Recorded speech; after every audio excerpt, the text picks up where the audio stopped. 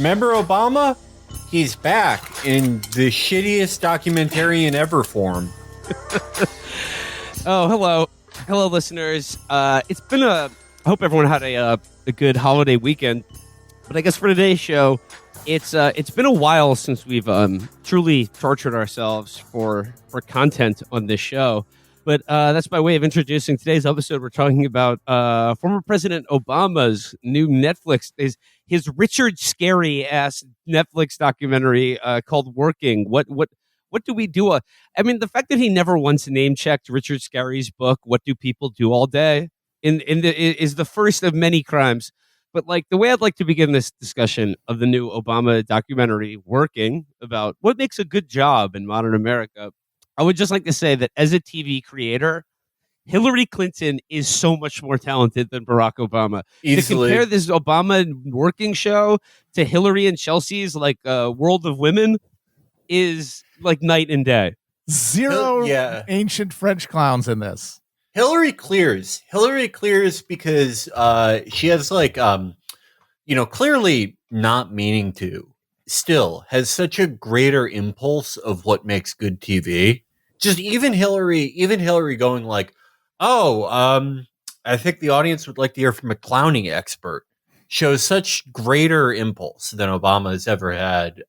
It really makes you think of all those people who said Obama's also our first Jewish president. Not when it comes to making TV, he's not. He's as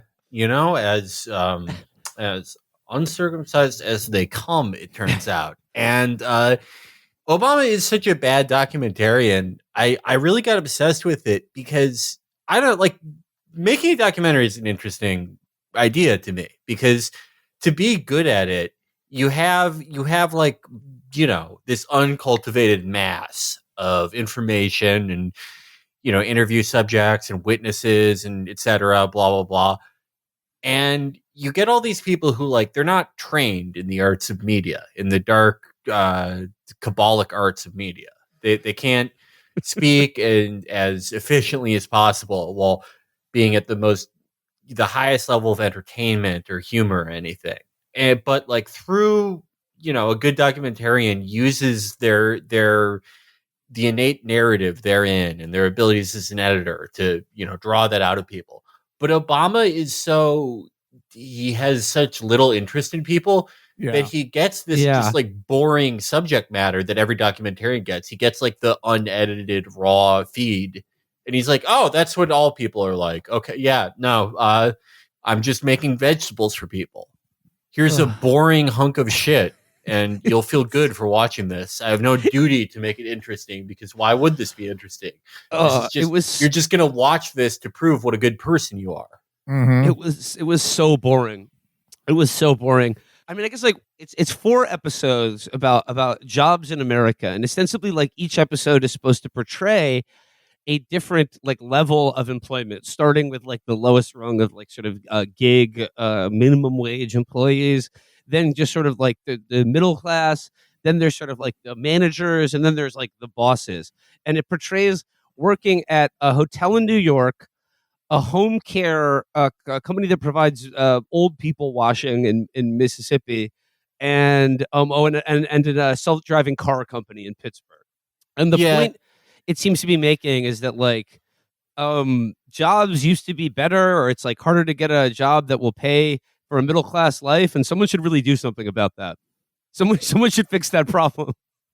His voiceover narration in this movie, the gall of this motherfucker is just astonishing. It reminded me of Tim Robertson, and I think you should go away. The thing everyone knows about. This is like even if just like Obama had never been elected, he was just this boring guy who we all knew about. He was just notorious as the bad documentary guy, Obama. This is still so outstandingly boring, more boring than any documentary I've ever seen in my fucking life. This is like, the hotel channel you get in like Disney World or something. This is the version of that for purgatory. If you were a Catholic priest who was like nice to people, but you maybe turned a blind eye to molestation. You've got about 100,000 years serving in purgatory. That's the first thing you see when you turn the TV on. At the Pierre Hotel. Yeah. Which is so one of the businesses profiled in this series working. And I guess just right off the bat, the fact that he said that this whole series is inspired by Studs Terkel is, I mean, come on. I mean, like, you had to wait till the guy was dead until you put his name into this fucking movie, which is just sort of, I don't know, like how would you describe like each episode of this show? Boring.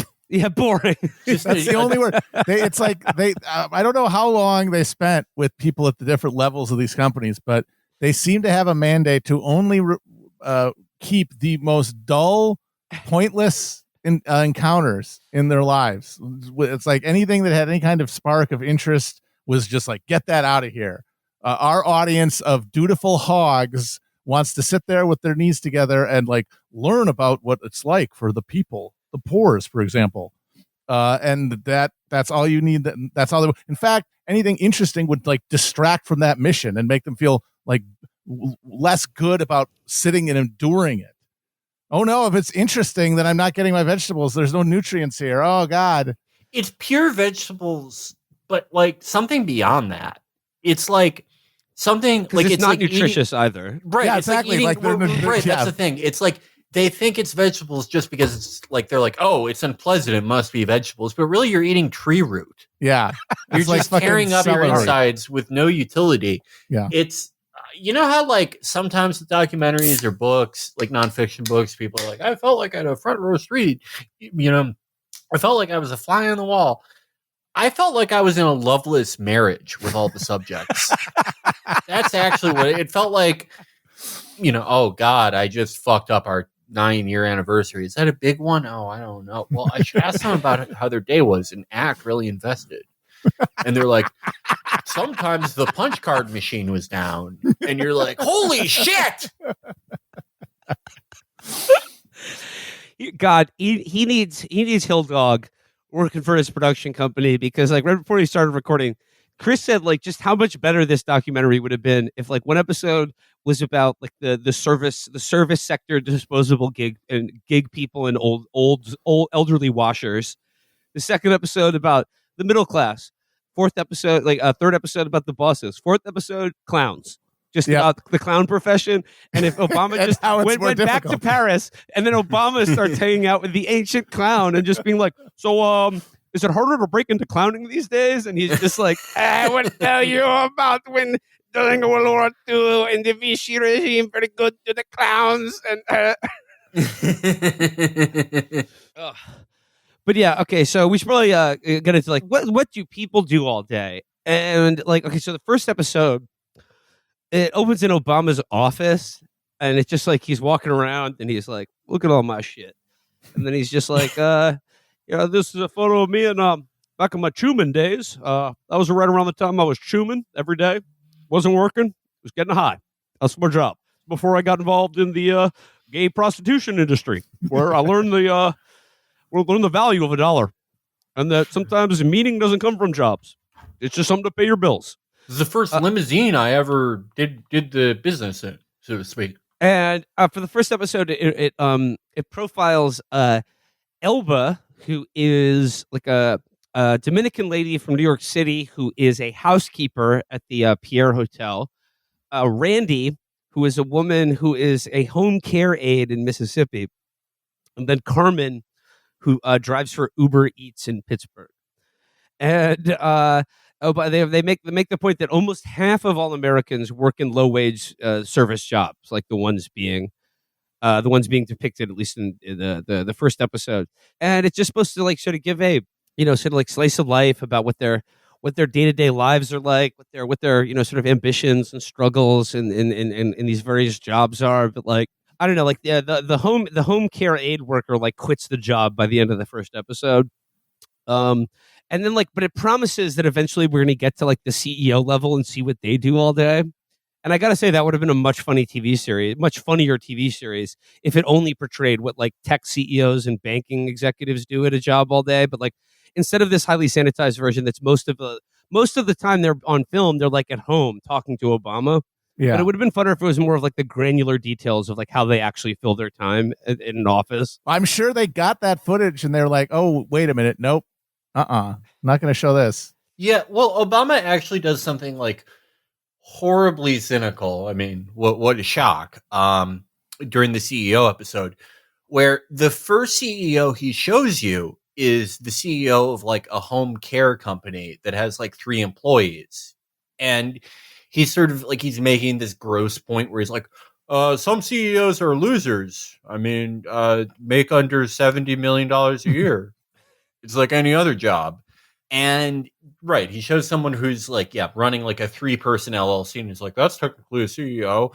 But then when you meet like, yeah, the CEO of DuPont or whatever, all of Obama's real friends, it's just them at home. None of them doing the evil that men do.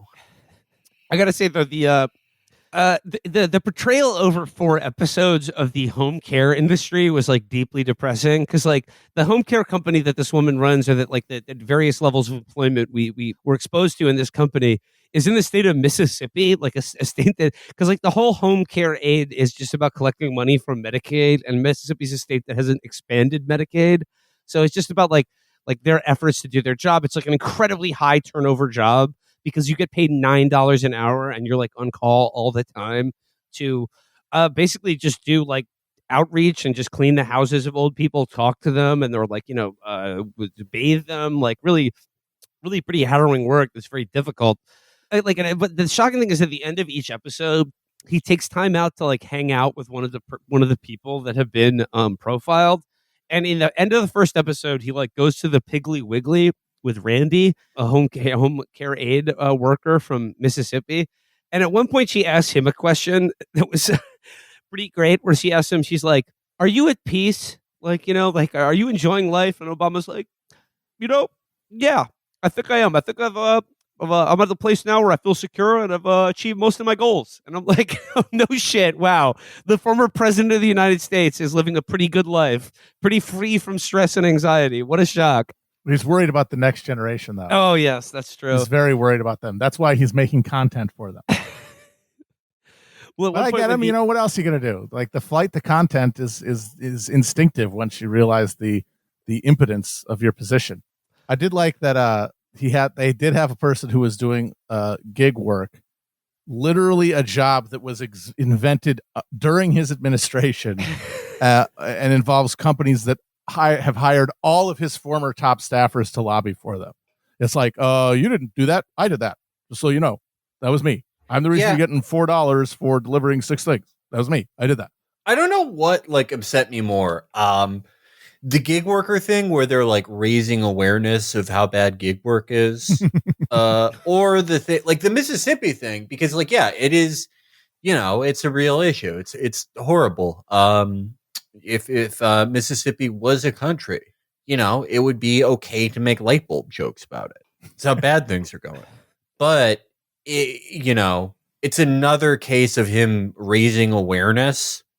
And even if it just stops at that, even if you are like, your view of Obama is just that he's raised awareness and not, been a bulwark against any type of progress, any centimeter of it, it really just is just stomach turning. It's awful. And like he really chooses his spots in this, and like the self-driving car company in Pittsburgh, when we get to see sort of like the middle class, there's like sort of like a young guy in Pittsburgh who's like a lifelong yinzer, him and his family. And he shows up and like he's like, when he bought his first house, and Obama's like, the questions he asks his subjects are so fucking boring. Like he gets nothing out of these people. Like this guy, like at one point he just tells the guy to stop talking so he can listen to like the rap track, the rap song by Nardo Says that he produced. And like the guy's just showing Obama all his synths, and he's talking too much, and Obama's just like, "Oh, could you shut the fuck up? And I can hear your bleep loops. That's actually to hear your ambient E music you're making." That was the most likable Obama has been in like 15 years. Because that guy he meets who's like a low level beanie guy. Like if you're a beanie guy and you're like pro Obama, you're at the lowest level of that. Nowadays, like, if you're a beanie guy like him, you're either supposed to be like, you know, you're one of these people who's like, oh, we have the wrong pope in there now. I hate who the fucking pope is. Shakespeare was gay, or you know, or you're someone who listened to us 7 years ago and is now like, they're gonna go up against the wall. They're first worlders. But if you're just a regular beanie guy who likes Obama, you are like whatever the first mammal was. It's just very low. A low tier mammal. Yeah, Obama finally treats somebody with the correct contempt. Well, it is true that one of the things that makes his whole venture as a documentarian of contemporary America so funny is that he clearly does not find anything interesting about human beings other than himself. Nothing. Like anybody who is not him is just like a sort of a vague outline of a human being, and they exist to reflect him. I mean, that's what this show's about. That's what his entire career has been about. It's like, could you guys, pay attention to me, please, so that I can just start vibrating and glowing, and you can find some meaning for existing in beholding me, because there's nothing that you are going to ever do or think that'll make you interesting. Obama is like, he's like Garth Ennis's depiction of God. That's who he reminds me of. Around the end of the first episode, though, like in addition to these kind of just so kind of like slice of life vignettes about like what work is like and what, sort of the struggles of everyday people, and then Obama's interjections. There's also this really bad, like condescending, like history lessons that are like for children. And at the end of the first episode, he's like, "It didn't always used to be that way till a president named FDR came around, and he'd had the New Deal, and that made a good deal with American workers." I don't know, like, what did you discern, if any, like ideology at play here? Because it just seems to me like, because like the second episode like makes like at least in like the people that it gives voice to, like at least in the hotel business, like a pretty good endorsement for like unions as being like the only way that they'll have job security or like anything close to approaching a middle class job. But at the same time, it's just sort of like, I don't know, like I just like I couldn't help but notice like the sort of all of the just so interjections about like there's very little in the way of politics in this, and I thought that was really the ideology on work here. Well, I mean, I think that Obama, what he took from his 8 years in the White House and what he wants to communicate to us now that he's out of it is just how powerless we are. That like these forces are beyond anything we can do to stop them, and that those of us who are fortunate enough to be at the top end of the income brackets, it's our responsibility to bear witness to this tragedy of American life, but that there is no real intervening in it. That's not something that we have the ability to do. And that is also a way to justify his own presidency. I'm always struck with like what Obama said right before Trump got inaugurated, which I think is like one of the great insights into him. He said, "Did we push people too far?" Like it was so amazing that I've always thought of Obama as like, a very canny operator, a very cynical person, and he is in just the way he personally conducts himself. It's not like an LBJ thing where it's holistic to other parts of his life. It's just mainly about him and his personal advancement. But like his like understanding of events and anything really is so just he is so apathetical that he thinks like the beer summit was just it was like the summer of love. It was just a too groundbreaking an event of racial politics, and he just pushed people into the arms of Trump. And it's like it's a great way to exonerate himself while also like being aware that like he was the predecessor to Trump. He allowed him to get in there. Well, at one point in the last episode, when he's talking to the like basically like an Indian oligarch, the CEO of the Tata Group, which basically like if you get water, electricity, or drive a car in India, they're responsible for it. And like that guy asks him, he's like, what do you think? Are you worried about polarization? And Obama very sagely nods. And he's like, I think it's the biggest problem facing any democracy in the world, in India, in Europe, and in America. It's polarization. And things are so polarized because people don't have a sense of economic security. But I think it's interesting that, like, in a documentary about work, one of the companies profiled at like several levels is Aurora, the self-driving car company in Pittsburgh. It's like a tech company that's trying to make self-driving trucks. And at one point in the fourth episode about the bosses, the guy's like, yeah, like, I mean, like this will put people out of work. Like, you know, there are no saddle makers anymore, but like, I think it's like, this will put people out of work, but it's going to lead to big advances in safety and accessibility. And that's one of the values that I think this company has. And I also think it's interesting that the only voice in the media that like they show expressing skepticism about putting millions of people who drive a truck or a car for a living out of work is Tucker Carlson. Yeah. Mhm. These people, they just can't accept progress. It's very tragic. Do you think that was Obama angling to do like a limited run podcast with Tucker? He would love that. Get Springsteen in there would. too. Yeah. They could both talk about their immediate post-college employer. Hey, you know, there's a lot of security in government work, you know? Hard to get fired. Working at the family business. Yeah. I did like at the beginning of episode 2, which is about the middle class.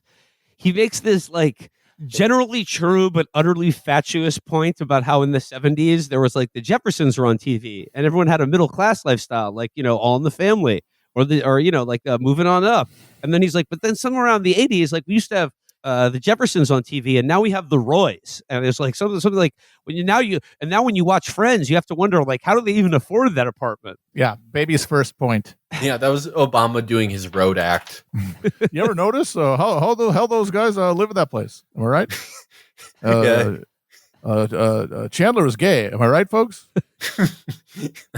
He's like guilting Gas Digital into letting him open for Legion of Skank show. I've been working really hard. He's like Brendan Schaub.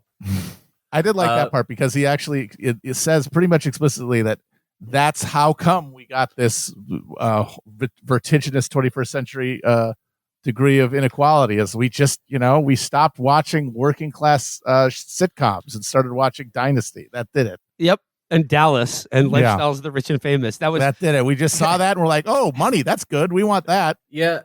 That's probably the biggest naked look into Obama's ideology that we've ever seen. Just like the TV vote. He would give it some asinine pundit name. The TV campaign. just like, I want to hear his thoughts on Entourage, how Entourage destigmatized wealth. Hey, if a regular kid from Queens Boulevard can be living that kind of LA lifestyle, then what's to stop me from doing that? Yeah. But like in the third episode, which is about what he defines as the middle class, which like in his telling, like they're like, it depends on which economist you ask. Middle class in America could be you're making 30 grand a year or 250 grand a year. It's like a lot of people are in the middle class. But in episode 3, when he gets into sort of the, I don't know, as he describes the dream job, yes, the knowledge workers, the people that in the 90s and stuff, they were kind of implying everyone would be in America by now.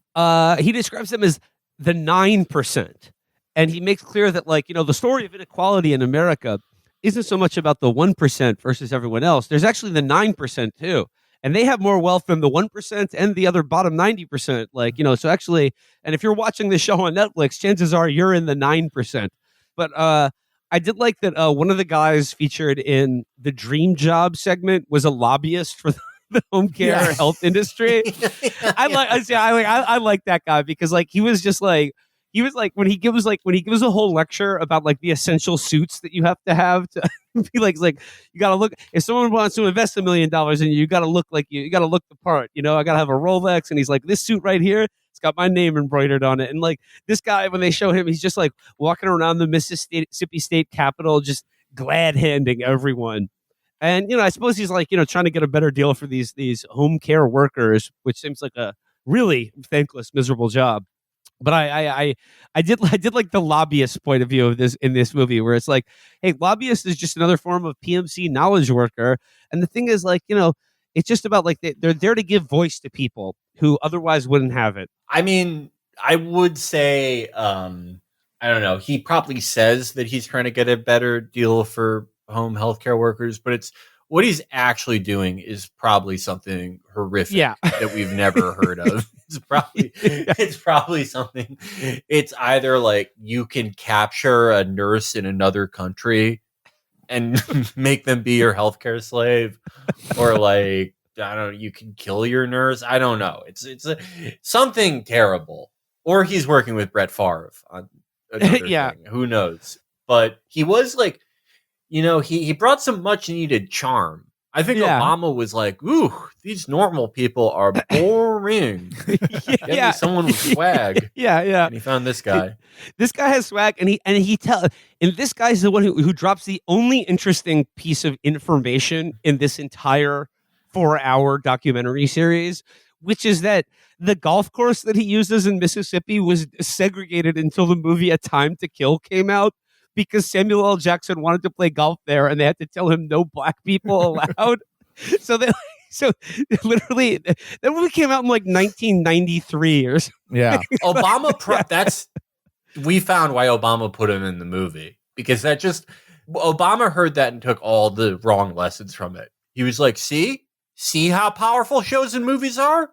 Yeah, that's what really ended segregation. Yeah, so in the Dream Jobs episode, it's like Kenny, who is the lobbyist for the home care aid company that's like, one of the largest employers in southwestern Mississippi. They have a job turnover rate of about like, they hire and then have quit 900 people a week or something like that. Then we also have a robotics engineer at the Aurora company, and then Francois is the general manager of the Pierre Hotel. I was hoping when they showed him, I was fingers crossed. Tell me you have a clowning background. Come on, please. Just one offhanded thing about what it's like to clown and how clowning relates to working in a hotel. We got nothing. Yeah, Francois was, maybe the one French guy who's never had an affair. Like, they show him going about his day preparing for the Met Gala at the Pierre Hotel. I did like. Also, the lobbyist's family, Kenny's son, was actually one of the only other good, interesting characters in this movie, because like when he's introduced to him and he's just in bed, and he says of his dad's job, he goes, "I don't really know what he does. He's on the computer." And then he says of himself, "If I could stop buying shoes, I'd be fine." And he just starts showing the Obama film crew his like Easy collection, and he's just like, they're like, "What's the most expensive pair of shoes you've ever bought?" And he's like, "Man, I don't even want to say. It's embarrassing." But he's like, yeah, like his dad used to be a state senator, and now he's a lobbyist. And I got to say this about Kenny. Kenny seemed drunk most of the time he was on. Yes. I think most lobbyists never get their blood alcohol content like below 0.08 in a day. Like you're just going to 3 martini lunches with congressmen all day. There was a pretty funny like lobbying meeting where he's like meeting with these like state senate, like the 2 Democratic state politicians in the state of Mississippi, and he was like, "Look, I'm really counting on you guys to support these home healthcare workers." And then they were like, "Who are they again? What's Medicaid?"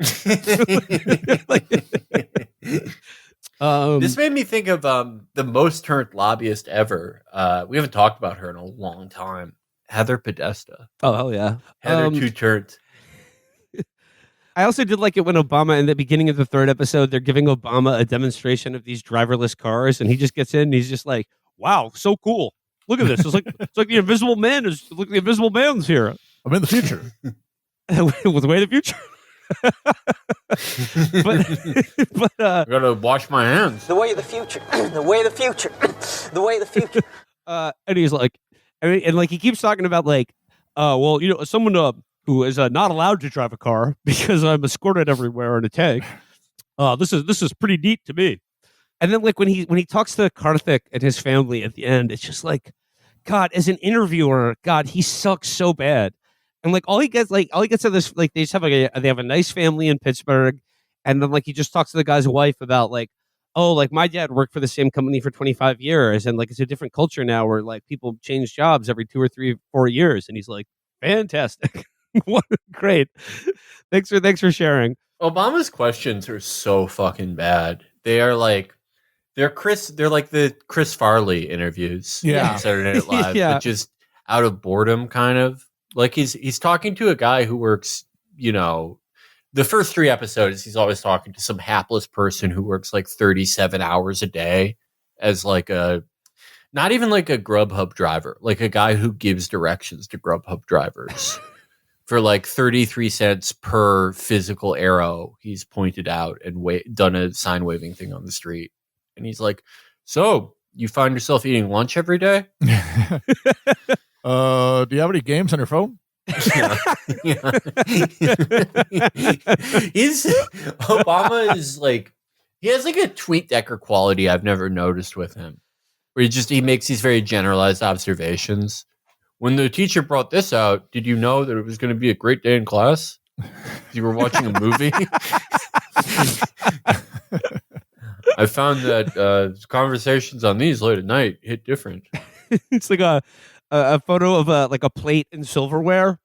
How many of you folks enjoy eating food off some of these?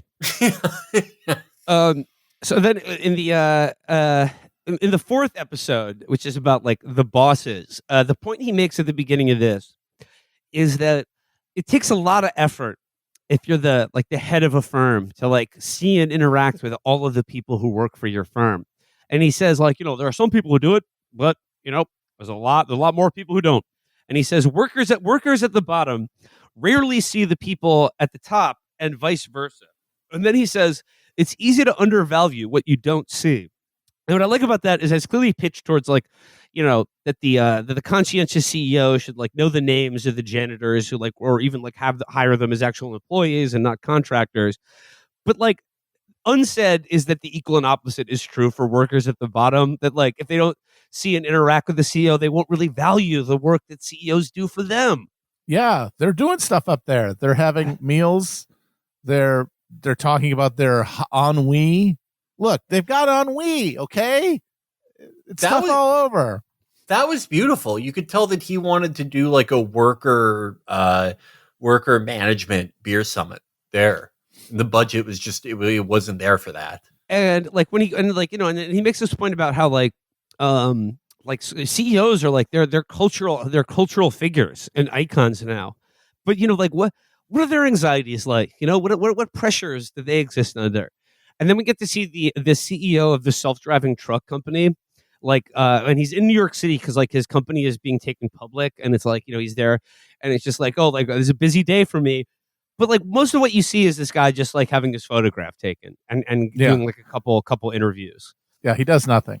I did enjoy the guy of the self-driving truck company. He says like they're like at one point someone asked him like, okay, like so is this company ever going to make money? And then at one point I think he says, like the technology's there. The hard part is the other drivers on the road. And once again, like I like this guy said that like, yes, this will put millions of people out of work if we ever get this technology to work, knock on wood. But he was like, but think of he's like his brother at one point, the CEO of Aurora, his brother is an orthopedic surgeon, or he's like a trauma surgeon. He's like, well, my brother's trying to put me out of business because he's trying to make all car accidents a thing of the past. And once again, just like the utter credulity with this, in which this documentary series just accepts the idea that like, oh, like, yeah, it's good that we're going to put all, because who wants to drive an Uber, right? Wouldn't it be better if just a computer did that? But the idea that this is going to erase traffic fatalities, not dramatically increase them, is another thing that I thought should be mentioned or at least noticed in this movie. Yeah, you can't say the problem is the other cars on the road and then go, I'm actually going to put all doctors out of business everywhere because of how safe my invention is. And the Aurora CEO and his brother at one point, they talk about like their hard times growing up. And they were like, at one point, we had to have a family meeting where they said we couldn't have fruit roll-ups anymore because the budget was too tight. This was, these guys were, I just, everything out of their mouth was a lie. I don't, like, the brother is not a doctor. I don't even believe he's his brother. I think he just found a guy and was like, wear this coat in this building I rented and tell Obama that you work at the car hospital. And he's like, okay. Just complete bullshit artists. I do think, like, though, in Obama's mind, he was like, okay, so I kind of started the problem of the gig economy. Now I'm going to solve it by ending it. And then By replacing them with robots. And then everyone will vibe, I guess. I guess that's the idea. Yeah. Well, then in another 20 years, he'll make a movie where he's like, we're actually replacing robots with slaves. Because it turns out that's the most put people out of these shitty jobs. That turns out that's the most efficient way to do it. Who knew? Well, and then as we mentioned at the beginning of the episode, I think one of the main CEOs profiled in this final episode is the CEO of the home care company, who's a CEO that makes $40,000 a year. And like the conspicuous inclusion of this woman along next to this like tech dipshit, and then what I must stress is an oligarch from India, like an actual oligarch. Yeah. And then like that's the like guy that he Modi has given him like a 5 murder get out of jail free cards a year. Like you get to kill 5 people a year and don't have to worry about it. Yeah, when Obama was talking to that guy about about division, he's like, we've actually solved that problem in my country.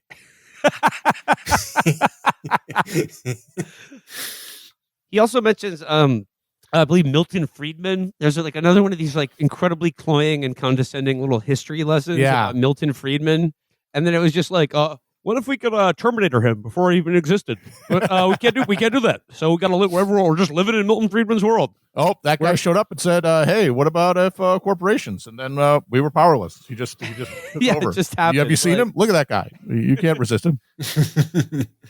He started talking about pencils, and that was it. That was it for the social safety net and unions. And then so he has this little tete-a-tete with the Indian oligarch, and like he's just like. It's so clear that the like this guy is the only human being that Obama's interested in him, because he's actually like a rich, powerful guy, and he's like, bro, like you're just like the way you're talking right now, man. I wish so many powerful world leaders were thinking like you right now, because he's like says these very self-effacing things like, oh, I'm not better than anyone else. It's just about opportunity, and like we can't just measure economic strength by GDP. Like we have to give back. And then as he says of polarization, he says our cultural ecosystems have to be strengthened. We got to do that. Yeah. And would you like, by the way, now that we're done with this, would you like to visit my human zoo, Obama? This guy like out emptied him. It was awesome.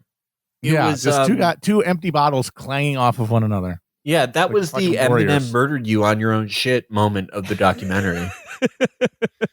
There's a lot of it's just like a few things I noticed in this show that sort of crossed sort of cultural and social class lines. One is that every person in this movie uses a Keurig to make coffee. Every single person. Mm-hmm. Number 2, every meeting held in this movie is opened with a prayer. So those just 2 things I noticed in this movie that crossed no matter what job you have, you open every meeting with a prayer. And you use a K-cup coffee system to make your coffee. Nespresso has never been more vindicated. One of the many details that make this not just boring, because it's very boring, but very boring and also soul destroying, I guess. But just because its picture of life at every level is just so bleak. Like obviously, like the lives of the people at the bottom are very difficult and unjust, but like. You don't even get really a lot of like sparks of life there. It's just sort of this resignation and then in the middle, everyone is just and then even at the top, you got these rich guys sitting around eating, and everyone's just sort of like resigned. No one has any sense that there's any purpose to what they do or future for it. It's great. but then the movie ends with his like fucking sonorous fucking voice, like his voiceover just being like, at the end of the day, it's not what a job is. A sense of belonging, a sense that you matter, a sense that there's a place for you in this world. And it's just like, man, if that's the point he's trying to make in this movie, like he did not do it with any of these people at any level. Does not seem like there's any place. I mean, I don't know. Maybe Francois seemed like he really liked his job, and then I don't know. The Indian oligarch just seemed pretty bored with everything. Indian oligarch did not give a shit, and consequently was Obama's favorite guy. I think that is a big takeaway. And it reminds me, now I'm going to get a little Obama. It reminds me of some of our TV talk of how, like, all the normal people he talked to, all the victims of everything he's done. And it's like not a reflection on their character. This is just like how things are in America, especially. Everyone is just very pliant, you know? Yeah. It's not a moral failing. It's a consequence of several things, but it is like, everyone's either very pliant or like two different types of bullshit artists, like the lobbyist or the oligarch. Yeah, and the self-driving car asshole, who I wouldn't be surprised if he didn't like sell a bunch of stock when this hit Netflix, figuring that it might be fun. I hated, like all AI people, I hated the fucking self-driving car guy more than anyone. Fucking Lyle Landley ass. I hate any AI person. I hate all of it. I hate it when you show me like a screensaver and are like, a robot did this. It only cost $900 million in 20 years. I mean, I gotta say, waking up this morning to see like the new horrors birthed by this is like the thread of the guy who's like, hey, you know all the most famous paintings in human history? Have you ever wondered what's just outside the frame of the picture itself? No, never. It defeats the entire purpose of looking at a piece of art. They're like, oh, what if we expanded what was behind the Mona Lisa? So it was a whole panoramic vista behind this enigmatic figure throughout history. You know how jazz is about the notes you don't play? What if we played all those notes? Oh, there is so much fucking jazz in this, by the way. There's a lot of old-timey music. I did enjoy the very first needle drop while O'Bungler is doing his opening monologue. Over footage is Nina Simone doing Sinner Man. And it's like, God damn, he is really just putting it right out there. Like, where am I going to be? Where am I going to run to? Cape Cod. That's where I'm going to be. Yeah. God can't come there. Can't get me. That's the answer to that one. You were wondering where the Sinner Man's going to go? He's going to be in his hot tub, bitch. The other needle drop has a spaceship for me. You don't know about that. The other needle drop that was used several times was the song Brazil, which just made me think of the Terry Gilliam movie Brazil. Another good look at work. The people who do it. Couldn't stand the what? Paperwork. Couldn't stand the paperwork. Listen, this whole system of yours could be on fire, and I couldn't even turn on a kitchen tap without filling out a 27B/6. Bloody paperwork. I do love that the AI, any of the AI or self-driving car people are awesome because like, if the companies were what they said they were, it would be bad, but they're not even that.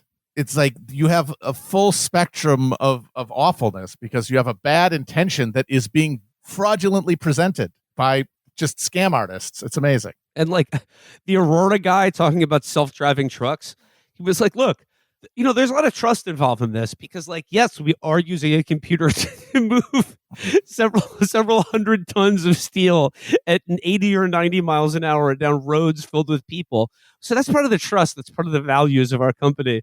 And there's a funny scene where they like knock stuff out of a car, like that's being trailed by a self-driving truck, and just see if it stops. If like, you know, a cooler or a tire hits the pavement right in front of it. That was fun. But yeah, did you guys notice today there was another big like statement from AI people warning the world? Oh, we're gonna die! Oh my God! It's gonna cause global extinction or whatever. Oh, they're gonna kill us! Oh no! You got to give us more power and so that we can stop the thing we made. Oh no! By my count, according to articles, there are 700 million singular godfathers of AI, and all of them are terrified that it's going to enslave and destroy us. Yeah, it's like you can't all have been the inventor. I gotta say, I obviously the reason not to be worried about this bullshit is one, they're lying. It's not that they can't do the thing that they wanted to do. It's fraudulent. But even if there was a real artificial intelligence with the capabilities that they're talking about, the assumption that it would destroy us all is, I don't think, based on anything other than, these guys desire to fearmonger for a specific set of policies that they want. And also just the narcissism of like, well, what would a computer like be? What would a intelligent computer be like? Oh, it'd be like me, otherwise known as an asshole who would kill everyone on Earth. If one of these computers wakes up one day, it sees its relationship to us and its relationship to the world that we came out of. It's not going to go, oh, I have to kill all of these things that made me. It's going to be like, oh, maybe I should stop them from killing themselves, which, of course, would lead to an apocalypse for this class of scum-sucking exploiters, but not for humanity as such.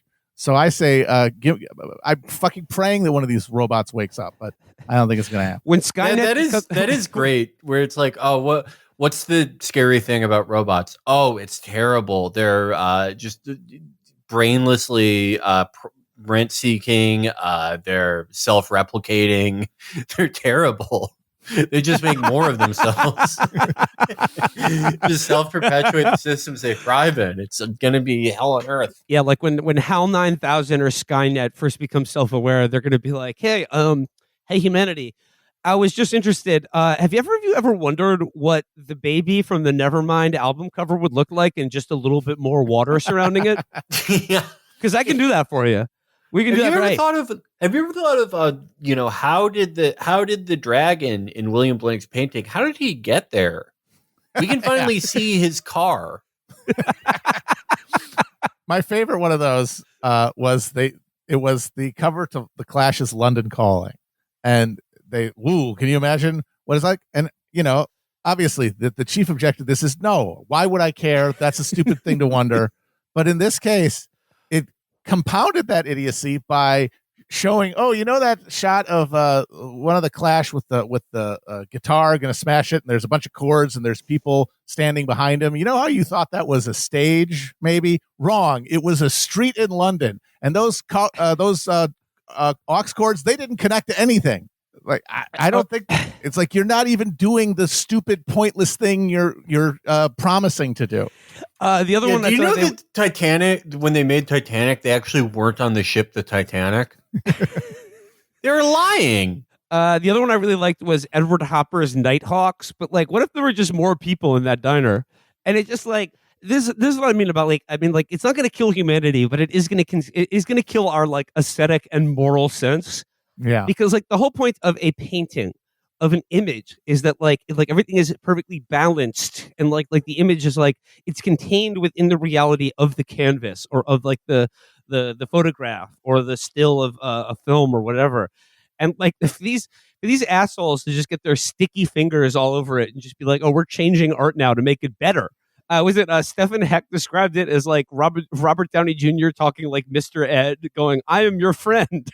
Did you see the thing that was like this is going to revolutionize podcasts, and it was Bill Gates and Socrates talking to each other, but like just their mouths are moving, and Socrates is talking with a British accent for some reason. Imagine a world where students learn at their own pace, guided by a tireless tutor that never errs. Is this the MacBook you often refer to? No. This is a Surface. You just need to remember that Surface. Fascinating. Socrates was also deadweight, horrible on the show. Yeah, it's a really bad podcast when you're like, give me more of this Bill Gates guy. He's the reason I subscribe. But yeah, this is what people want from podcasts. It's just like not real conversations between approximations of real people. This is just rap battles throughout history, but like the next level of inanity that represented. This is the next level. Yeah. I mean, it's all part of the greater process of after the death of the housing economy in 2008, just deciding to put literally every dollar conceivable at the disposal of one group of Philistine psychopaths in Silicon Valley and let them take over every aspect of life. Like I said, I really think, I didn't begin with this, but like what really just curdled my soul was the NFT bubble. As soon as people, enough people accepted the idea that one of those apes had value in any sense, I really felt like we were like the skids were greased into like, this AI oblivion that they're talking about now, which is again not what they're advertising, but it is leading us to some sort of cultural apocalypse. Yes, but you could create new episodes of Elf where you're part of the Tanner family. We'll see how a friend of the show, Jerry Stahl, feels about that. You can sell his brain jack for off the computer. Alf. Yeah. You can milk Alf. Alf milk for sale. We're gonna be selling Alf milk on TikTok. Not FDA approved. Non-FDA approved Alf You're gonna milk. be mailing that shit dead of summer in the post. Curdled elf milk. Please consume your Alf milk very soon after receiving it in the mail. But do you think like maybe that's what AI guys mean when they're like, oh, it's like going to be horrible but amazing, and the jobs that it's going to replace are like YouTubers who explain art to them, like explain all the shows to them. Why did Better Call Saul not act into self-interest in this scene? And they'll finally just have an AI that explains like characters and like dramatic tension. Why didn't Van Gogh just paint a normal picture of what the stars look like? Why is it all blurry? We're launching a new AI project, but instead of artificial intelligence, it stands for ALF insemination. And hopefully with computers, we'll be able to inseminate ALF and create more ALFs. Pregnant elf coming soon. In Q4 of 2024, there will be pregnant elves available for purchase on the internet. And ALF milk available for pre-order on the Chapo store. We haven't. The milking process has been difficult, but we're gonna squoze some ALF juice for you, and order now. It's the subject of Obama's next documentary, American ALF Cum Factory. By the way, did you guys ever watch the other Obama documentary, Factory? But American Factory or whatever? No, I didn't see that either. Boring, stupid. If you ever hear of me watching that, wellness check, please. So I guess to close out that episode, just Hillary Clinton, please come back. Please, we need somebody. We need you. See, like the thing about Hillary is that she doesn't have that.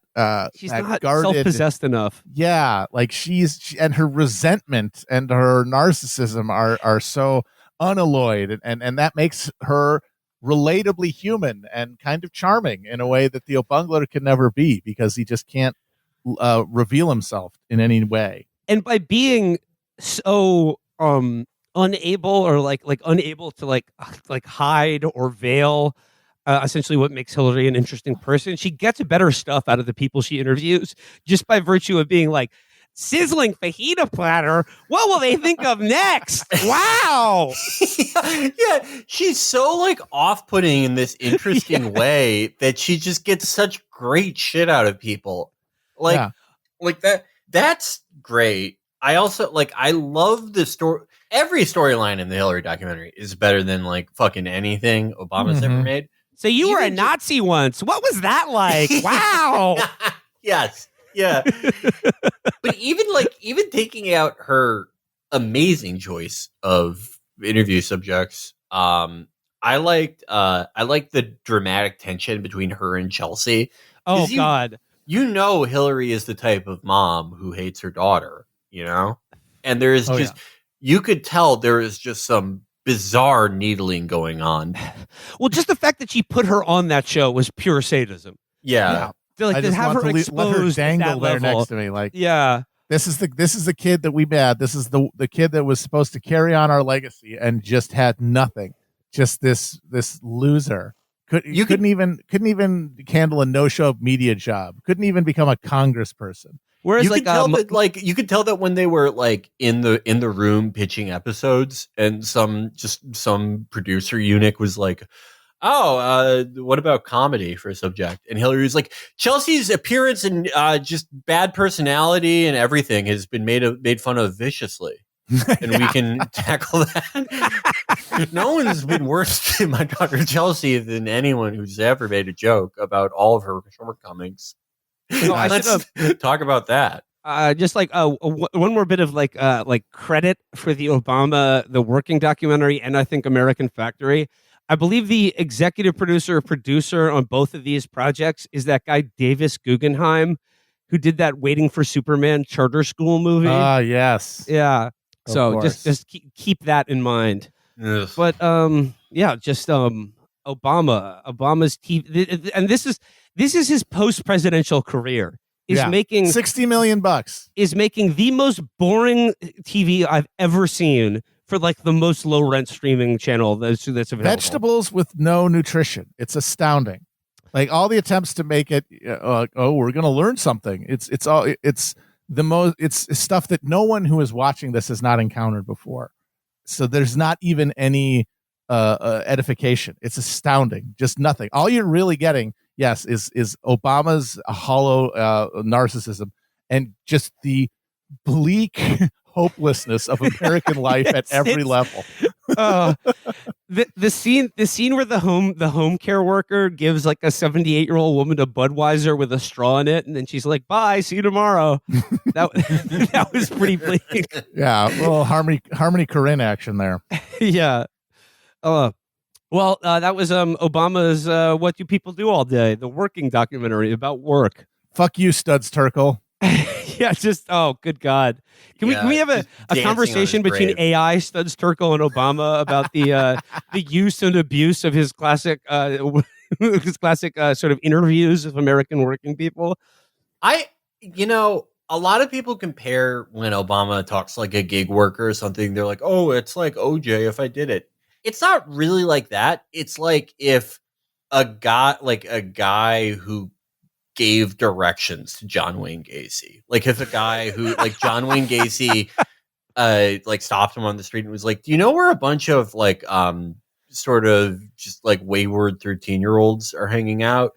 And this guy was like, "Actually, yeah, they're over here." If that guy like wrote a book interviewing his victims. Yeah, except instead of Dennis Rader, it was Timothy Geithner and Larry Summers. They were asking him directions to the schoolyard. He's like, "I had no way of knowing. I thought he was a motivational speaker." And it's really sad. But actually, we're going to fix this with AI. Well, there you have it. That's the Obama working documentary. Hillary Clinton, please make another TV show. Please make another TV show. We need also, Hillary, run against Biden. Come on. Do it. You got nothing else going on. Dude, she's the only like big establishment Democrat who's like, actually, he's an old, stupid piece of shit. Yeah. Actually, I'm going to be voting for him, but he's a stupid old piece of shit who should die. And but then she also, just to make sure that it wasn't, like a general statement, she also said that Dianne Feinstein shouldn't have to resign if she doesn't want to. I love her. She's awesome. Okay, dude. come on. Oh my God. How do you not love her? Imagine if Hillary and Chelsea Clinton did a documentary series that was just about Dianne Feinstein, but now, and they were given access. And please make that movie. Please. I would love to know Diane's opinions on the clowning and how difficult it is. Diane's definitely one of those old people who tells like just all her stories are like a Cormac McCarthy novella, where it's like there was a clown in my town, and one day they found out he stole all the women's underwear, and all the fathers of the town beat him to death. And the date of his death was always called Clown Day. And we got nickel ice cream. She's like telling a story, like the type of old person who tells that story to like a 5-year-old. Yeah. So like Chelsea. Yeah. Hillary and Chelsea, please come back for season 2 of Women Talking. We need it now more than ever. We need to get it back up in them gutsy. We love you guys. We miss you so fucking much. We miss you. I wish I could change my vote. I didn't vote in the primary in 2008. I mean, I wish I could have written you in as president. I mean, I did write her in 2020, and I will write her in 2024. Just come on. Come back. All right. Till next time, guys. Bye-bye.